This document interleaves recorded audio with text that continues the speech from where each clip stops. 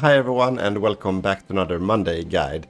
Today I will go through step by step how to make a successful naval invasion. I know it's not as epic as a naval guide, but it's at least the most epic thing you can do with a land army. In other words, make them go on boats to invade someone else. So I hope you guys will enjoy it. Alright, so let's start with the first thing, and that is to give your divisions that you plan to use, or templates that you plan to use, the right conditions to make a good naval invasion.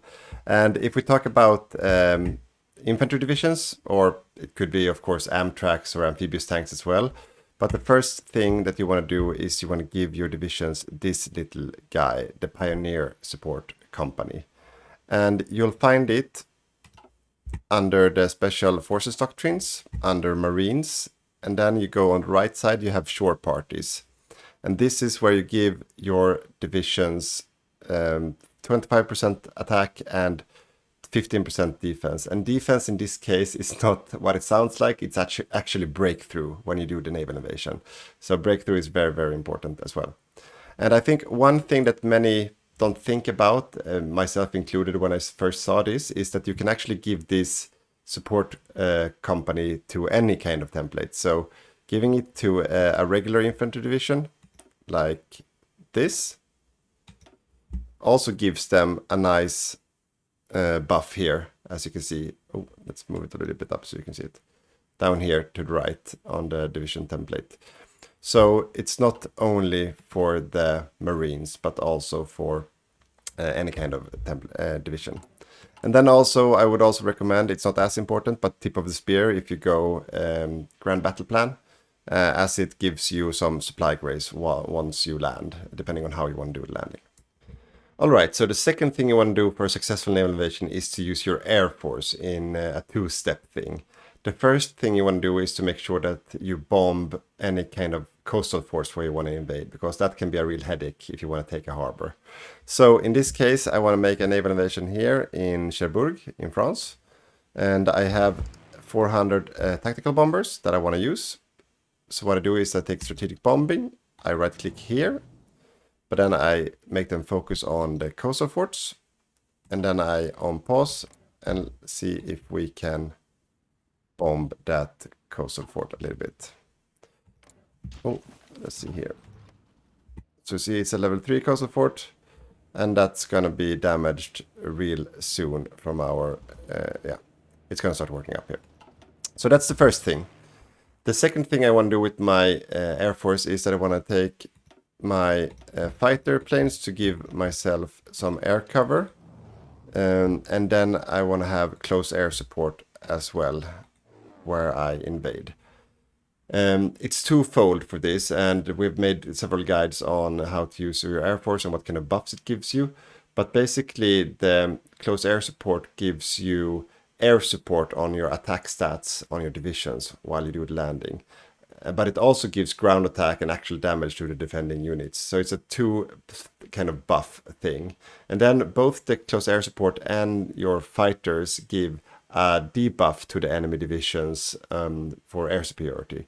So you give the enemy debuff, you give yourself a buff, and you make some damage. That's why you want to use your air force for. Before moving on to the next part, I just want to take a short moment of your time and say that most of you watching this are yet not subscribed to the channel, so please hit that subscribe button here somewhere, like, comment, and you will receive a new guide from me and Boppus every Monday. If you run out of guides and you want to support us, you can also consider becoming a Patreon, and then you will access a full archive of 35, 36, something like that, guides that already exist, and some extra guides every week. You will find the link somewhere also here in the comments, or yeah, in the description. Yeah, let's continue. So the third step is then, of course, to use your navy to actually move your troops over to the site where you want to invade. And you require naval supremacy in the region where you want to do the invasion, but you don't need to have it all the time. You just need it to execute the invasion order. And then, of course, you also want to defend your naval, like the actual invasion, so you don't get raided on the way. But we won't go much into detail of that right now. But and what you kind of want to do as well is you want to have shore bombardment, and that's the important thing here for a successful naval invasion. And you can do that in two ways. So the first way is then, of course, to take a navy or a fleet that has a lot of capital ships. So it's either battleships, battle cruisers, or heavy cruisers, or super heavy, of course, as well. And then you want to have that navy either on naval invasion support, then it will automatically follow your invasion fleet or army to the shores and stay outside there and help with shore bombardment. It will happen automatically once you execute the naval invasion. The alternative to that, which I like to do, is then to manually move it and place it on the tiles outside of the invasion. Because then the fleet will also, you can move it along the coastline to support wherever you need to support once the invasion has happened as well. Because there might be fighting happen on the shorelines, and then you can still assist with shore bombardment. So ideally you take a smaller fleet to do that, but still with enough capitals to get the full 25% minus debuff on the enemy. And then you have a second fleet just to project the naval supremacy. But let's make it simple this time. I'm just going to click on naval invasion support on the sea zone, and then I will get the naval supremacy I need to make this invasion and go over, and also shore bombard. And that takes us to the fourth point to this guide, and this is something a lot of people forget, but it's crazy important if you want to have a successful invasion, especially if someone really defends the coastline, and that is spy network. So if you want to learn more about it, I've made a guide about that as well. But basically you want to have 100% spy network on the region where you do the invasion. What this does is that it removes 5 of the entrenchment. Not 5%, it's more than that, but 5 of the actual entrenchment value. So if we tag over to the Germans right now,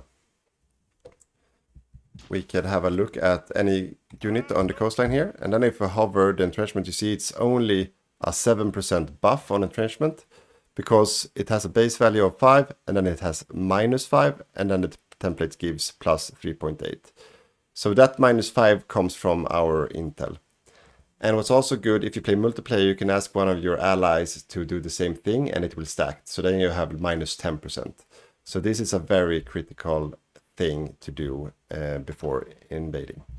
All right, so now to the actual invasion. And there are a few different ways you can pull off a naval invasion. There is a risky way that usually works, and there's a less risky way that not always works, but if it doesn't work, there's not much damage done. So we will start with the non-risky way, and that is basically that you overload the harbor where you want to do the invasion with basically everything you got. This is what I planned for right here. So my main invasion force right now is 7 Marines, and don't mind the templates, there are different ways to do this, but yeah. So it's my 7 Marines, and I will just throw them at the harbor. If it doesn't work, they will just be repelled and go back to my own harbor. I will take some losses, of course, but they won't be annihilated. And then what I've done also is that I've prepped 4 divisions on the tiles next to the harbor. The reason I've done this, and I will come to that and I will show you, is that if there's reinforcements happening, so let's say I invade this harbor, then the natural response for a player or an AI would be to reinforce this harbor to kind of stop me. So they will channel troops to that.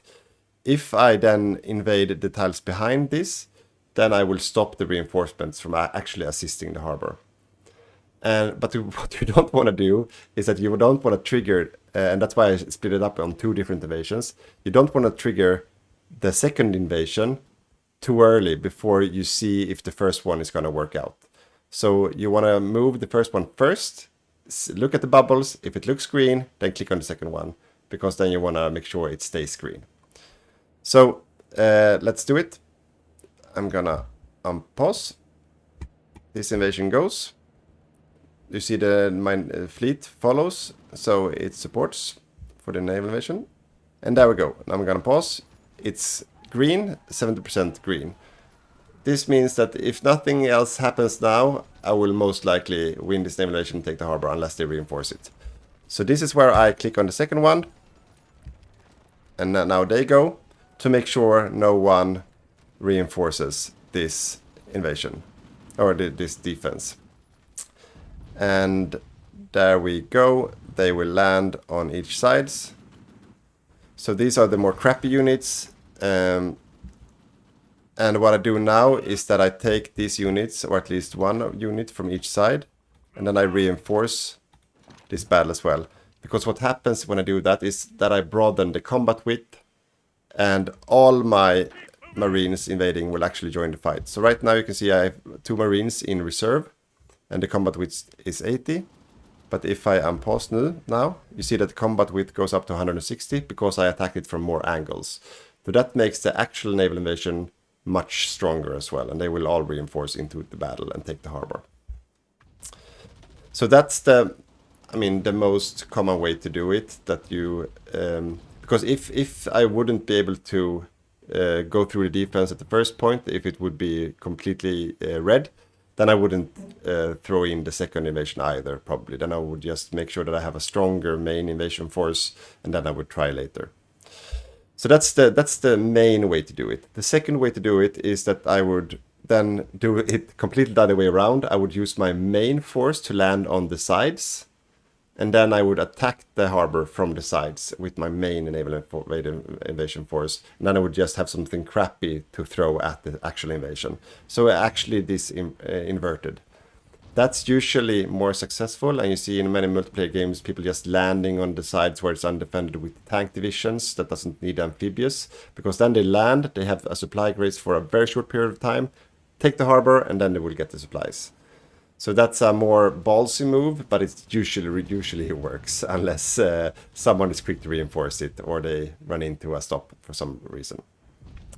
Now I have a little bit of a bonus thing. So let's say this wouldn't really work out, this invasion. Then what you can do is that you can also use the super heavy railroad gun that comes with the, I can't remember what it's called, the facilities. So if you get that one, it actually have so long range that if you move it down here, you can actually make it reach the harbor Cherbourg. You can also make it reach Calais and Dunkirk. But if you see here, now it's actually in range. So you can see that the defenders have the railway shore bombardment minus 16%. So it's a bit of a trick. I mean, this is a very specific case where you navigate over the channel, but there are more places on the map where you can use railway artillery over a piece of water to support your naval invasion. So it's really, really powerful. Yes, and just as a remark, if you decided to do for the second alternative, with the more risky alternative, then of course what you need to do is then you want to have the floating harbors as well when you do an invasion. Because if you invade somewhere where you don't have a harbor, and you want to have supply no matter what kind of units you have, and that supply grace, then using floating harbors gives you that supply grace for 30 days. So it's a very smart way to support your naval invasion when you don't attack into a harbor. And of course you can use it in many ways more than that, but especially if you go for the overload on the side, that gives you that extra time to actually take the harbor or the city that you want to take.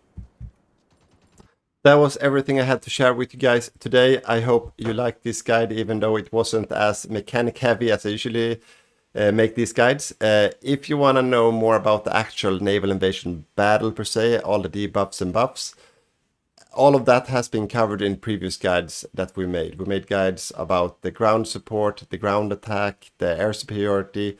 All those you can search up on our YouTube channel. We made a guide about removing the entrenchment with spy networks, and also a railway artillery guide that's also been made. I also made and also one about the naval, what you didn't know about naval invasions. So most of these have been covered mechanic wise in different guides, but this was more of a combined micro angle to it. So I hope you guys liked it, and see you next time.